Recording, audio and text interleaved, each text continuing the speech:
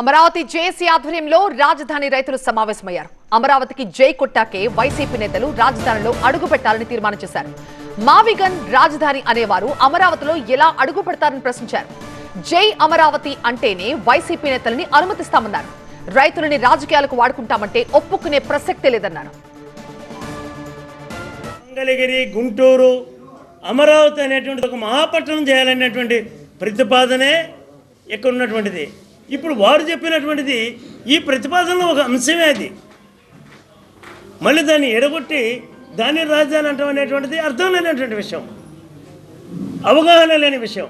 Amaravati capital city నిర్మాణాన్ని గురించి, Amaravati regional capital సిటీని గురించి అవగాహన లేక మాట్లాడేటువంటి మాటని నాకున్నటువంటి అభిప్రాయం.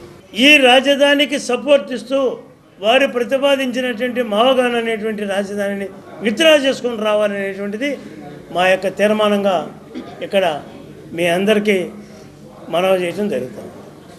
విచ్ఛిన్నకరమైన పరిస్థితి చేయటానికి రావడం అనేది మేము ఒప్పుకోం కదా. అచ్చంగా అమరావతికే నువ్వు వస్తున్నావు అంటే మేము అంగీకరించాం కదా.